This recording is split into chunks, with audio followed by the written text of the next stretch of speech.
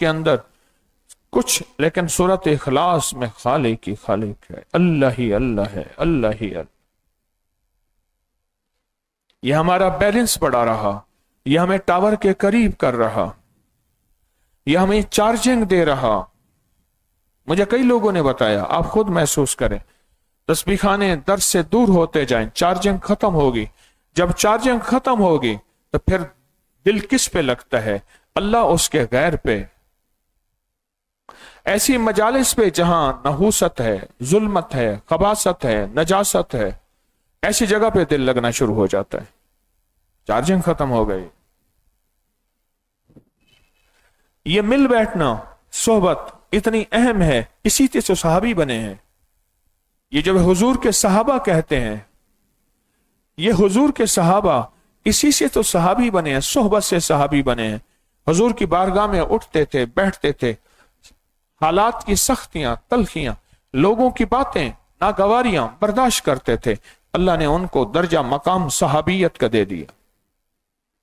اسی سے تو صحابی بنے ہیں، اسی مل بیٹھنے سے، جیسے آج آپ ہم مل بیٹھے ہیں۔ ہم صحابی نہیں بن سکتے، صحابی کے لیے نبی کا ہونا ضروری ہے۔ ختم نبوت کے صدقے نبوت کے دروازے بند ہو گئے ہیں۔ ہم ولی بن سکتے ہیں، ہم میں سے کوئی غوث بن سکتا ہے، کلندر بن سکتا ہے، نقیب نجیب ابرار بن سکتا ہے، وقت کی پہنچی ہستی سرکار بن سکتا ہے، صحابی نہیں بن سکتا۔ اس کے لیے نبی کا آنا ضروری ہے، نبی کا ہونا ضروری ہے۔ جو صحابی بن گئے سو بن گئے، پر صحابی بنے صحبت سے ہیں۔ تصور، توجہ، ہر چیز ختم ہو جائے گی، ہر چیز ختم ہو۔ ہمارے دل میں دراصل سارا نظام موبائل کا ہے۔ دل تو سارا موبائل ہی موبائل ہے۔ اگر ایمان کو سمجھنا ہے تو موبائل کو چارجنگ کی ضرورت، ایمان کو سمجھنا ہے تو موبائل کو ٹاور کی ضرورت۔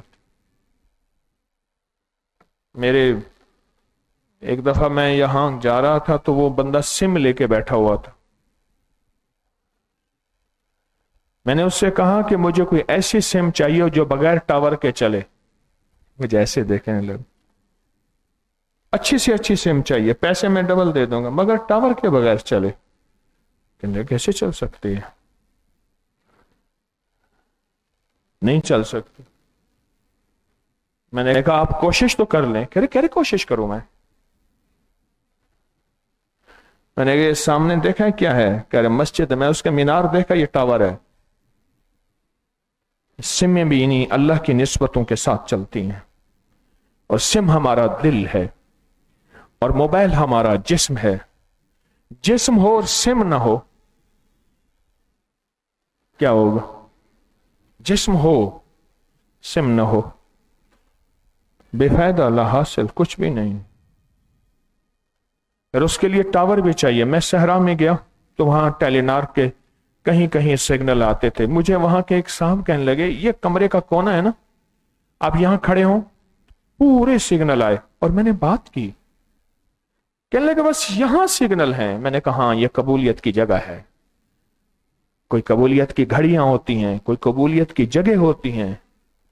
کعبہ قبولیت کی جگہ ہے، میرے آقا کا روزہ قبولیت کی جگہ ہے، حرم مکی قبولیت کی جگہ ہے، حرم مدنی قبولیت کی جگہ ہے، ماں کے قدم قبولیت کی جگہ ہے، باپ کا سایہ قبولیت کی جگہ ہے، مرشد کا دیدار قبولیت کی جگہ ہے، قرآن کا دیکھنا قبولیت کی جگہ ہے، آقا کے روزے کو دیکھنا قبولیت کی جگہ ہے، زمزم کا پینا دیکھنا قبولیت کی جگہ ہے، قرآن کا پڑھنا، یہ ساری چیزیں قبولیت ہیں۔ کہنے لگا یہاں آپ کھڑے ہو جائے تو یہاں جو ہے آپ کو سگنل ملیں گے۔ آپ موبائل پہ اور اپنی زندگی پہ غور کریں۔ آپ کو موبائل تو سارا کا سارا اللہ کا تعارف کروا دیتا ہے، پھر موبائل کے لیے چارجر چاہیے۔ پوچھا آپ کی خواہش کیا ہے؟ کہ 4 چیزیں۔